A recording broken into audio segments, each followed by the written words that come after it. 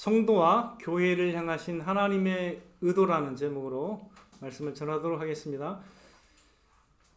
에베소서 강의 이제 세 번째인데요. 우리가 지난주와 지지난주에 그리스도 안에 있는 놀라운 특권들을 살펴보았습니다. 그리고 우리를 구원하신 그 하나님의 영광스러운 목적을 이제 살펴봤는데요. 계속 이어나가면서 이제 사도 바울은 에베소 성도들을 위한 기도를 하고 있고, 그리고 하나님께서 그리스도 안에서 갖고 계시는 교회를 향한 하나님의 의도를 이제 나타내고 계십니다. 자, 15절부터 살펴보도록 하겠습니다. 주 예수 안에서 너희 믿음과 모든 성도를 향한 사랑을 나도 듣고, 그 16절에 보니까 내가 기도할 때 기억하며 너희로 말미암아 감사하기를 그치지 아니하고. 기본적으로 사도 바울은요, 에베소 성도들이 하나님을 향한 믿음을 갖고, 그리고 또 서로 성도들 향한 사랑을 갖고 있었기 때문에 그거로 인해서 감사를 했습니다. 하지만 사도 바울은 더 나아가기를 원해서 이 기도 제목을 더 구체적으로 그들을 위해서 기도를 합니다. 그래서 첫 번째 기도를 보면 17절에 나타나 있는데요. 우리 주 예수 그리스도의 하나님 영광의 아버지께서 지혜와 계시의 영을 너희에게 주사 하나님을 알게 하시고, 그래서 하나님을 알아가도록 첫 번째로 기도하고 있습니다. 하나님을 알아가는 삶을 위해서 기도하고 있는데,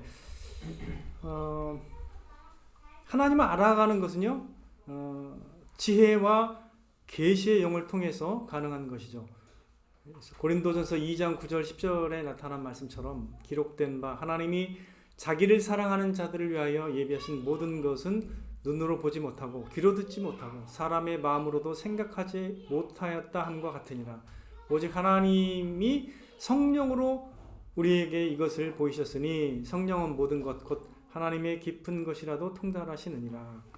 그래서 하나님을 알아가는 지식은요, 지혜와 계시의 영을 통해서, 성령을 통해서 하나님께서 알아가도록 이렇게 인도하십니다.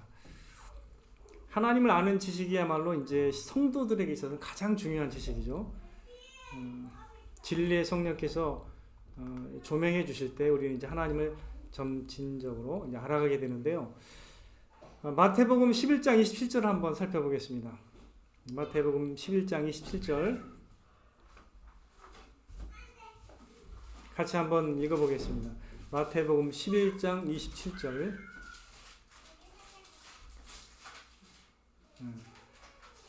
같이 읽어보겠습니다. 마태복음 11장 27절 시작. 내 아버지께서 모든 것을 내게 주셨으니 아버지 외에는 아들을 아는 자가 없고 아들과 또 아들의 소원대로 계시를 받는 자 외에는 아버지를 아는 자가 없느니라. 여기에서 예수님께서도 말씀하시기를 계시를 받는 자 외에는 하나님을 알 수가 없다고 말씀하세요. 계시. 하나님께서 조명해 주셔서 풀어 주셔야 되는데, 근데 앞에 보니까 아들의 소원대로, 아들이 계시하기를 원하는 그 사람에게 하나님에 대한 지식은 획득이 되게 돼 있는 거예요. 하나님을 알아가는 것이 굉장히 우리의 삶과 신앙에서 왜 가장 중요한 지식이 되는 것이죠? 왜 그렇습니까? 하나님에게서 모든 것이 시작되기 때문입니다. 그래서 성경은 여호와 하나님을 아는 것이 명철이라고 말씀하십니다. 명철. 하나님을 아는 것에서부터 사실 모든 삶의 기초가 형성이 되는 거죠. 하나님이 어떤 분인지를 알아갈 때 비로소 내 삶이 어떻게 하나님 앞에 서야 되는지를 이해하는 거죠. 그 대상을 알지 못하고서 사실은 우리의 삶을 이렇게 뭔가 꾸려간다는 것 자체가 굉장히 안 맞는 거죠. 나를 창조하시고 나의 삶을 의도하시고 계획하신 그분을 알지 못하고서 우리의 삶을 사실은 뭔가 아름답게 꾸려간다는 것은 그건 사실은 이치에 맞지 않는 거죠. 그래서 하나님을 알아가는 지식 없이 우리가 아무리 뭔가를 하고자 해도 사마리아 여인과 같은 그런 삶을 살아갈 수밖에 없어요. 갈증나고 목마른 삶을 계속 살아갈 수밖에 없는 거죠. 행복의 생명의 근원을 모르고 살아간다라는 것은 사마리아 여인과 같은 삶이라는 것을 우리가 이해할 수 있는 것입니다. 하나님이 어떠한 분이신지를 알아갈 때 그의 백성과 그의 자녀들은 사실은 안전을, 평안을, 기쁨을 누려가게 돼 있는 것이죠. 하나님이 어떠한 분이신지를 알아갈 때 우리가 인내하면서 또 소망 가운데 살아갈 수가 있는 것이고, 심지어 환난 가운데서도 즐거워할 수가 있는 것입니다. 하나님이 어떠하신 분인지를 모를 때 우리는 상당한 좌절을 맛보게 됩니다. 왜? 그 모든 능력의 근원이 되신 하나님을 알지 못하기 때문에 두려워하고 불안과 초조가 우리를 엄습하는 것이죠. 하나님이 어떠하신 분인지를 모르기 때문에 우리가 위로를 받지 못하고 용기를 얻지 못하는 것이에요. 그러나 하나님이 나의 하나님이라는 것을 알 때 비로소 우리는 믿음과 용기를 가질 수가 있는 거예요. 예를 들어 볼게요. 하나님이 아브라함에게 아들을 주셨어요. 유일한 아들. 이삭을 주셨죠. 근데 하나님이 그 이삭을 번제로 딱 드리라고 말씀하셨을 때 어떻게 아브라함이 그 이삭을 하나님께 드릴 수 있었는가? 이 질문을 한번 생각해 보세요. 어떻게 아브라함이 그렇게 자기의 하나밖에 없는 아들을 하나님께 드릴 수 있었는가?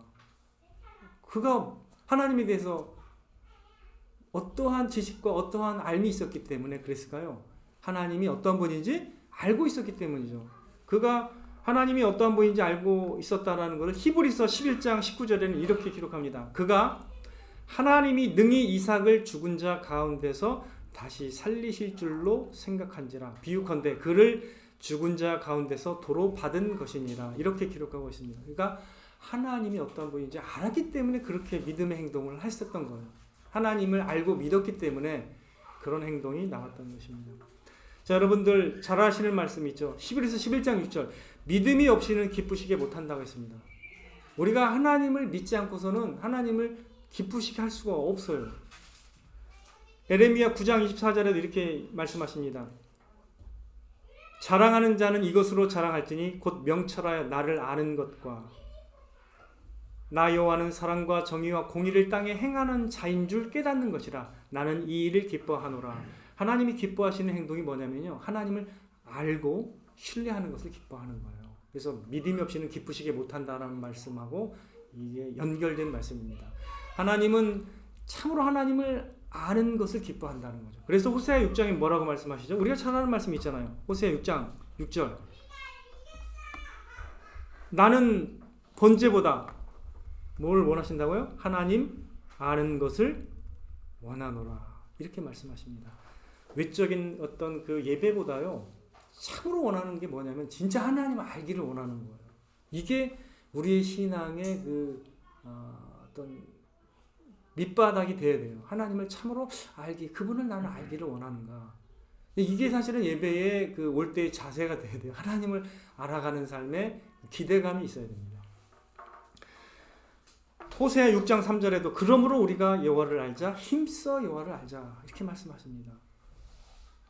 사실 우리가요 이 세상에서 많은 무슨 전문 지식들이 필요하고 뭔가를 알아가는 어떤 기쁨도 누립니다. 어떤 경우에 그게 스포츠든 축구든 그게 무슨 영역이든 뭔가를 알아가면서 유익을 느끼고 재미를 느끼죠. 그 소소한 기쁨을 누리는 것도 사실은 원리가 똑같아요. 그죠? 그거의 가치와 유익을 알아가면서 내게 기쁨이 되는 거예요. 그러나 그 대상을 제가 말씀드렸죠. 그 대상이 너무나 소소하고 약한 거예요. 그거는 우리의 영원한 갈증을 채워주기에는 그게 사실은 그림자 역할을 하는 거지 본질적으로는 하나님이 영광스럽고 부유하고 풍성하기 때문에 그분을 알아가는 것에 비교하면 사실은 너무나 약한 겁니다. 여러분 그걸 기억하시기 바랍니다. 하나님을 알아가는 것보다 우리를 참으로 설레게 하는 그리고 우리를 소망을 갖게 하는 게 없어요. 하나님보다 더 영광스럽고 놀라운 대상이 없기 때문이죠. 여러분 꼭 그걸 기억하셔야 돼요. 그게 너무나 타성적으로 들으면 안 돼요. 살아 움직여야 돼요. 그 하나님이라는 대상이 나를 행복하게 하고 나를 설레게 하는 유일한 대상이 되지 않으면 신앙이라는 건 의미가 없다는 걸 꼭 기억하시기 바랍니다. 우리가 왜 여기 왔습니까? 왜 예배의 시간에 이 자리에서 누구를 바라고 소망하기 때문이죠? 하나님이 여러분의 그 영원한 목마름과 갈증을 채울 수 있는 분이기 때문에 여기 있는 거예요. 근데 그 하나님을 모르면 신앙이 형식적으로 돼버리는 거예요. 왜? 모르니까. 유익을 못 누리니까. 그분을 통해서 아무것도 받아 누리지 못하기 때문이죠. 자, 여러분들, 영생의 본질이 뭐라고 늘 얘기했습니까? 영생은 뭡니까? 하나님을 알아가는 것이 영생의 본질입니다. 요한복음 17장 3절, 영생은 곧 유일하신 참 하나님과 그의 보내신 자 예수 그리스도를 아는 것이라고 성경은 기록하고 있습니다. 이걸 깊이 있게 이해해야 됩니다. 하나님의 의도가 뭔지 아세요? 하나님은 우리가 하나님을 알기를 원해요. 하나님의 의도와 뜻과 어떠하심을 알아가며 그분이 어떠한 분이며 그분이 우리와 사귀기를 원한다라는, 그래서 그분과 함께 사귐의 기쁨을 더 풍성하게 누려가시기를 원하시는 것입니다. 왜 우리의 영혼이 빈약하고 찌들려 있고 불안해하고 있는지 아세요? 네, 원인이 뭘까요? 그분을 잘 만나지 못했기 때문입니다. 그분의 위로와 은혜를 맛보지 못했기 때문입니다. 본질이 거기 있거든요. 우리가 땅의 것만 보기 때문에 우리의 마음이 쪼들려 있는 것입니다. 여러분 기억하십시오. 우리의 모든 무거운 염려와 짐을 해결할 수 있는 분이 하나님이시라는 걸 꼭 기억하셔야 됩니다. 그럴 때 우리의 마음이 눈이 열리면서 하나님이 그 두 번째 기도로 넘어갈 수 있습니다. 두 번째 기도는 뭐예요? 우리의 이제 마음의 눈을 밝히셔서 부르심의 소망이 무엇이며 그 기업의 영광의 풍성함이 무엇인지를 알게 하시기를 구했습니다. 두 번째로 기도한 게 이거예요. 그들의 마음의 눈을 밝혀주시기를 기도하면서 뭘 깨닫기를 바랬냐면 하나님이 이 부르심은 곧 구원이라고 생각하셔도 돼요. 하나님의 자녀로 삼으시는 그의 부르심이죠. 그 부르심의 소망이 얼마나 위대하고 그 부르심을 받은 그 것과 더 나아가서 그게 어떠한 기업, 영광의 기업을 우리가 누려가게 될 것인지 그 풍성함, 그 기업의 풍성함을 알게 하시기를 간구했습니다. 이게 앞에서부터 쭉 계속 나오잖아요. 얼마나 성도가 영광스러운 구원을 받았고 얼마나 영광스러운 그 은혜를 우리가 누려받게 되는지를 계속 기술하고 있는 거죠. 바울은 성도가 어떠한 소망을 가질 수 있는지, 그리고 성도가 누려받는 기업이 얼마나 영광스럽고 풍성한 것인지를 더 알게 되기를 기도하고 있습니다. 제가 이제 어렸을 때부터요, 산과 바다를 벗삼아 돌아다니는 것을 참으로 좋아했습니다. 제가 이제 외딴 집에서 살아서 그럴지는 모르겠는데, 산과 들로 돌아다니면서 이렇게 탐색할 수 있는 게 참 여러 가지가 있었어요. 산에 가면은 먹을 수 있는 나무 열매들이 참 많고, 그다음에 관찰할 수 있는 게 많았어요. 그래서 산에서 주는 그 여러 가지 그 유익들을 제가 알고 있었기 때문에 시간만 나면 돌아다녔어요. 그러니까 저 혼자 막 돌아다녀가지고 그 풀에다 베이고 뭐 이런 거 막 늘 베였어요. 그러니까 막 돌아다니니까 항상. 그래도 이제 계속 돌아다니면서 많이 막 따먹고 돌아다니고 그다음에 막 거기서 놀고 그랬었는데요. 우리가 좀 이제 자연의 아름다운 광경과 분위기와 공기와 물소리를 이렇게 좋아하기 때문에 이제 그곳에 가면 힐링이 된다는 걸 다 느끼죠. 그래서 사람들이 이제 그런 곳을 찾아요. 나는 자연이다라는 그 프로그램을 여러분들이 한 번이라도 봤다면 그 프로그램에 나온 사람들이 왜 그곳에 가서 사는가, 그 이유를 알 수 있죠. 자연이 주는 풍성함을 알고 누리기 때문이죠. 그 사람들은 그것이 사람과 부대끼면서 살아가는 걸 잊을 수 있기 때문에 이제 글로 가는 거예요. 물론 이제 꼭 그것만을 제가 추천하는 건 아닙니다. 그럼에도 불구하고 이 세상에서 사람들과 부대끼면서 살아가면서 우리가 그들을 섬기고 또 그들에게 상호 이렇게 교제하면서 또 우리가 하나님이 우리에게 주신 사명을 담당해야 되죠. 거기에 막 도피처로, 물론 좋긴 좋은 건 알지만 저도 목가제이기 때문에 자연이 주는 그런 거 멋과 아름다움을 알고 있어요. 근데 저만이 아니라 다 아시죠? 여러분들도 그런 걸 다 알고 있어요. 그래서 사람들이 그렇게 돈을 벌어가지고 여행에 다 쓰잖아요. 아시죠? 그렇게 돈을 벌어가지고 그 좋은 걸 찾아다니면서 여행 아까워하지 않아요. 그거에 대해서는. 여러분 아시죠? 돈을 아까워하지 않아요. 그런 좋은 곳에 가서 힐링하는 곳에 굉장히 투자를 많이 합니다. 좀 놀라울 정도예요. 제가 목사들 신혼여행 가는 거 봤는데 저는 제주도로 갔잖아요. 저는 해외 간 것이 딱 미국 외에는 없어요. 가본 적이 없습니다. 해외에. 근데 이 사람들은 엄청 길게 다녀와요. 그 돈이 진짜 없는 사람들인데 난 놀랐어요. 아, 저렇게까지 하나? 야, 참. 그러니까 그런 식으로 다 한다고 요즘에 그 여행의 가치를 알기 때문에 그것이 주는 풍요로움과 가치를 알기 때문이죠. 그러니까 아는 사람은 그렇게 투자한다는 거죠. 좋습니다. 하물며 영원하신 하나님 나라는 얼마나 더 풍성하고 영광스럽겠느냐는 거죠. 그렇잖아요? 이 세상 하나님 만드신 이 피조 세계도 우리에게 그렇게 뭔가 아름다움과 힐링을 주고 하니까 우리가 그것을 위해서 막 돈을 벌어다가 그냥 그걸 위해서 살잖아요. 그죠? 근데 하물며 영원한 하나님의 나라는요, 그것과 비교할 수 없이 더 풍성하고 영광스럽다는 걸 꼭 기억하셔야 됩니다. 하나님이 주신 기업의 영광의 풍성함을 모르는 것은 어떤 것과 같을지 한번 우리가 생각해 볼 필요가 있는데, 여러분 예를 들어서 제주도 서귀포시에 있는 최고로 멋진 리조트를 부모로부터 유산으로 물려받았습니다. 근데 그 유산이 어떤지를 몰라가지고 제주도에 갔는데 돈을 아낀다고 허름한 여관방에서 하루를 지내고 있는 것과 같은 거예요. 자신이 그 유산 받은 곳에 가면 어떠한 대우를 받을지를 모르는 거예요. 그래서 그냥 그 유산이 어떠한 특권이고 어떠한 만족감과 부유함을 주는지를 모르고 그냥 아둥바둥 계속 살아가는 것과 같은 거예요. 우리가 하나님의 영광의 풍성을 모른다는 건 그것과 같은 거예요. 이 세상에 살 때.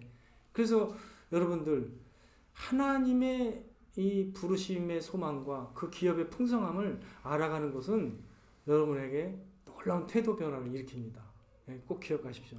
여러분들이 기뻐해야 하고 행복해야 될 이유가 바로 여기 있어요. 여러분의 마음이 왜 항상 쪼그라든 마음과 불안한 마음으로 살아가는가? 그거는 하나님 나라를 바라보지 않고 이 땅을 바라보기 때문입니다. 이 땅은 잠시이고 지나간다고 늘 말씀하고 있다는 거 기억하시기 바랍니다. 이 세상의 것은 불타 없어지게 될 거예요. 그 가치는 결국 없어집니다. 그러나 변하지 않는 가치와 유익이 하나님 나라에 있다는 것을 꼭 기억하시기 바랍니다.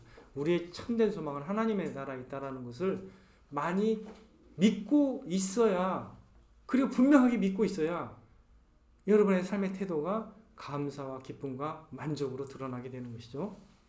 세 번째로 사도 바울의 기도를 살펴볼 때, 세 번째로 바울은요, 이제 믿는 자에게 베푸시는 하나님의 능력이 얼마나 크고 위대한지를 알아가도록 기도하고 있습니다. 믿는 자에게 하나님의 베푸시는 능력이 어마어마하다는 것을 알아가기를 기도했다는 것이죠. 하나님의 능력은요, 제한이 없습니다. 제가 어렸을 때부터 느끼고 경험한 그 하나님은 어떤 하나님이냐면 늘 저를 보호하시고 지키시고 인도하신다라는 확신을 갖게 하셨어요. 하나님께서. 늘 제가 연약하고 부족했지만 그럼에도 불구하고 하나님이 함께 하시고 저를 분명히 지키시고 또 인도하신다는 걸 알았기 때문에 두려워하지 않았어요. 두려움이 없었어요. 저는. 제 특성은 두려워하지 않았다는 거예요. 그래서 어떤 걸 소식을 들어도 한 번도 두려워한 적이 없어요. 그게 제 마음인가 심령이 견고하다는 거죠.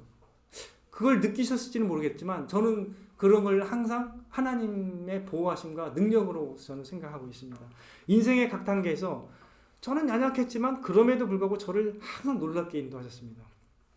하나님을 알게 하셨고 성령의 조명하심으로 그의 말씀을 깨닫게 하셨고 하나님의 은혜의 풍성함을 맛보면서 살아가도록 하셨습니다. 하나님께서 하나님을 의지하고 믿는 자에게는 바로 이와 같이 더 놀랍게 하나님께서 인도하실 것입니다. 이제 바울은요, 그렇게 기도하면서 이제 20절에서부터 22절을 설명하는데, 자, 바울은 믿는 우리에게 베푸시는 지극히 크신 하나님의 능력에 대해서 설명하면서 이 10절에서 22절을 얘기합니다. 이게 왜 이 20절에서 22절에 예가 들어와 있는지 우리가 좀 더 살펴볼 필요가 있는데요. 이 내용을 보면 하나님이 어떻게 그리스도 안에서 역사하셔서 그리스도를 높이시고 영광스럽게 하셨는지를 서술하는 내용이에요. 우리는 이 대목을 좀 더 깊이 있게 생각해 볼 필요가 있습니다. 자, 오늘 사도 바울의 기도 부분과 마지막 23절을 연결해 주는 부분이 이 부분이에요. 되게 중요합니다. 왜 이 예를 드는가? 하나님의 능력을 얘기하는데 왜 그리스도를 예로 드는가? 하나님이 그리스도 안에서 베푸시는 그 역사하시는 그 능력이 어떠한 결과로 이어졌는지를 언급을 하는데요.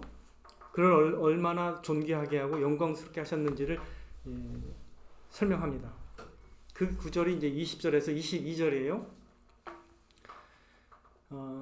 왜 이걸 바울은 언급을 하냐면 하나님께서 그리스도에게 어떻게 하셨는지는 바로 성도들과 교회를 향해서 하나님께서 어떻게 하실 수 있는지를 나타내는 것이기 때문에 중요합니다. 즉 그리스도에게 어떻게 하셨느냐의 능력은 곧 우리에게 향하신 그의 능력을 의미한다라는 것이죠. 과연 성도와 교회들을 향해서 어떻게 하시기를 원하시는가는 그리스도 안에서 결정이 되는 거예요. 제가 늘 얘기했죠. 성도의 정체성은 그리스도 안에서 발견된다. 그래서 그리스도가 받은 그 모든 풍성함이 우리의 것이다라고 제가 첫 번째, 두 번째 다 설명을 드렸잖아요. 여기도 똑같습니다.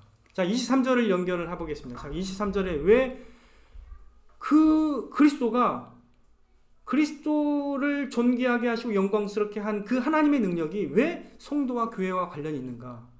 23절에 그 이유가 있습니다. 23절을 우리 다 같이 읽어보겠습니다. 시작.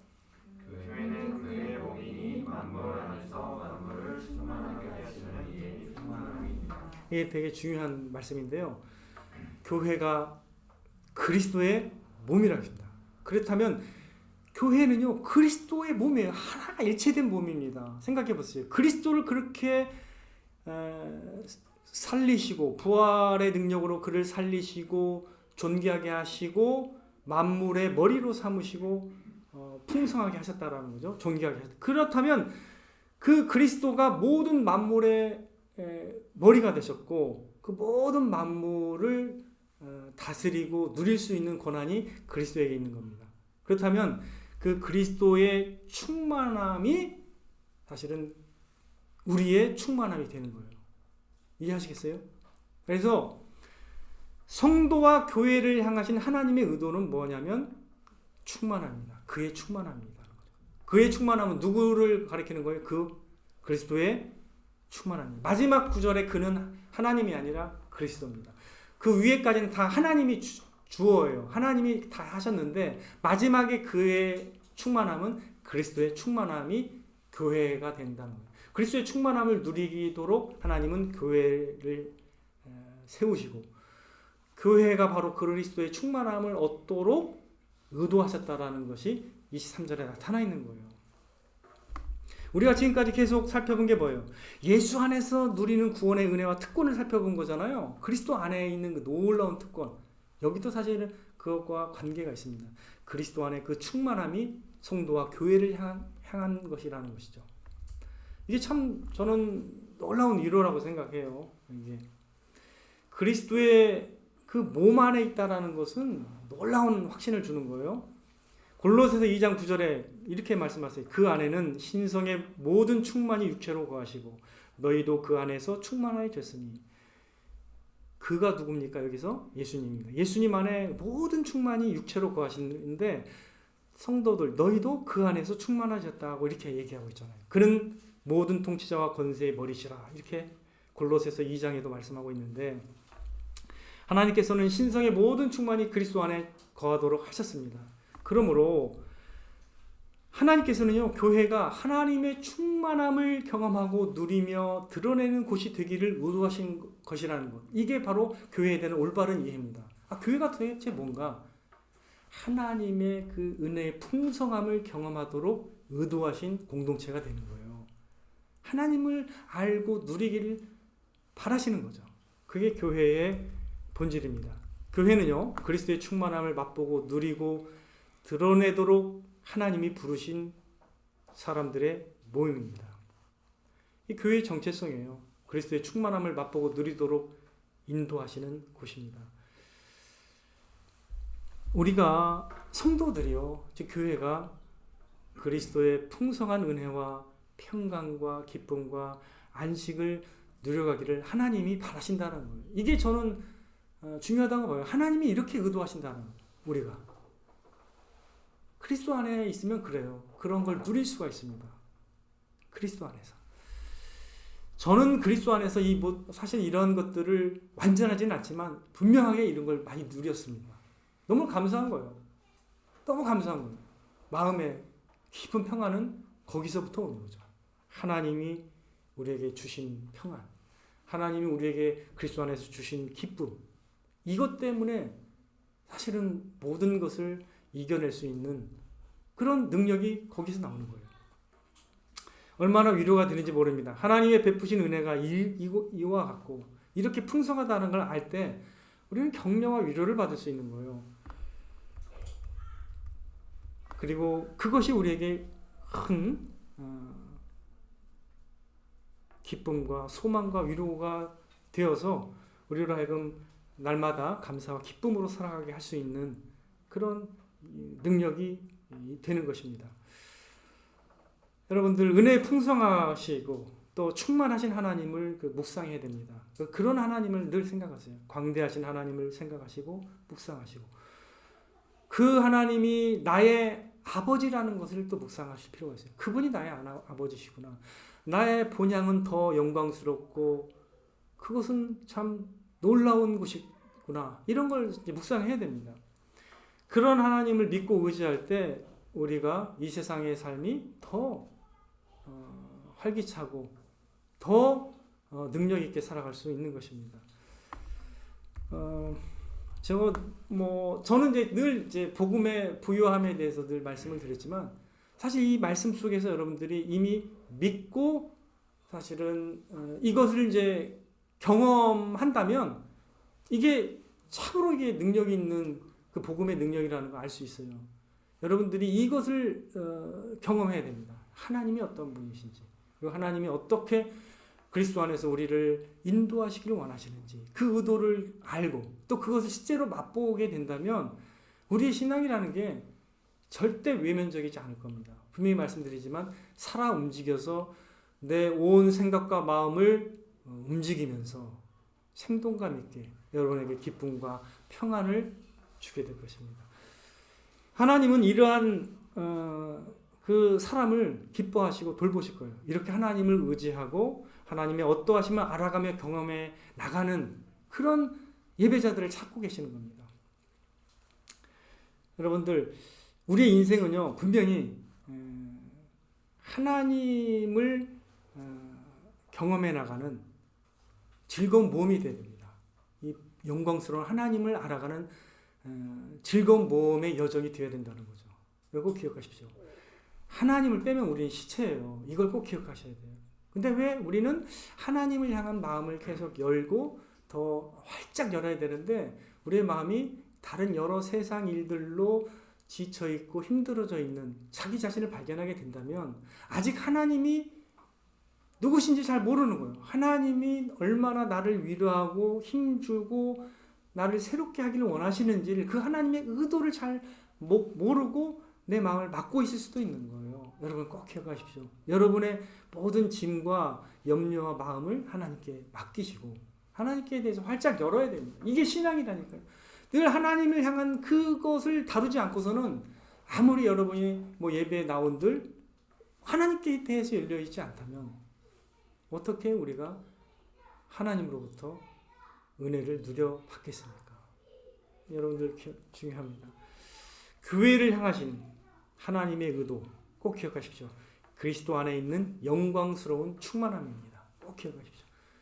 교회는 그의 몸이니 뭐라고 했습니까? 한번 다시 읽어보세요. 교회는 그의 몸이니 만물을 안에서 만물을 충만하게 하시는 충만함이라고 말씀하셨습니다.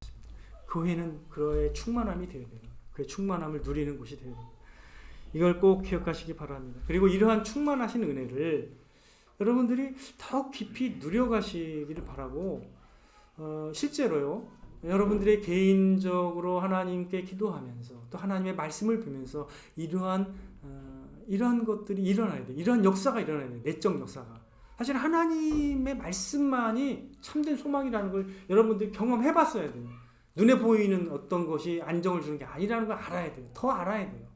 진짜 하나님의 말씀이 살아 움직여서 나에게 큰 소망으로 다가와야 되는데 이게 이제 하나님을 모르다 보면 눈에 보여야 믿는다. 그건 믿음이 아니에요. 그건 자연적 반응이지. 늘 제가 말씀드렸죠. 믿음이 뭐라 했죠? 믿음은 눈에 보여서 나타난 거를 믿는 게 믿음이 아니에요. 그건 믿음이 아니고 그냥 자연적인 반응입니다. 눈에 보이는데 내 반응이 그냥 오감으로 나오는 거지. 그게 믿음입니까? 그런 거는 믿음이 아니고요. 믿음은 바랄 수 없는 중에 바라는 게 믿음이고 히브리서 11장 1절처럼 뭐라 했어요? 믿음은 뭐예요? 바라는 것들의 실상이라 했잖아요. 바라는 것이 된다는 걸 아는 것이 믿음이에요. 말씀에 의존해서. 여러분 꼭 기억하시기 바랍니다. 진짜 믿음은 하나님을 알고 기뻐하는 신앙이라는 걸 여러분 잘 이해해야 됩니다. 복음 안에서 그게 다 들어가 있습니다. 그래서 하나님이 여러분들을 향한 그 의도가 결국 이루어질 것에 대한 근거가 어디에 나타나 있다고요? 예수님에게 나타나 있습니다. 예수님을 그렇게 하셨잖아요. 하나님이 영광스럽게. 거기에 답이 있다는 걸 기억하시기 바랍니다. 복음 사건에 이미 나타나 있어요. 하나님이 얼마나 우리를 변화시켜서 놀랍게 인도하시고 그의 자녀를 삼으실 것인지가 복음 사건에 이미 입증이 됐다는 것을 꼭 기억하시기 바랍니다. 그래서 우리가 이런 일관성 있는 이해가 필요합니다. 하나님이 그런 분이시라는 거, 우리의 아버지시고 그분이 우리를 이렇게 충만하게 하기를 원하신다는 거. 저는 이걸 알 때 신앙은 즐거운 일이 된다고 저는 봅니다. 분명히 신앙은 즐거운 일이거든요. 즐거워야 돼요. 막 넘쳐야 돼요. 저는 그렇게 믿습니다.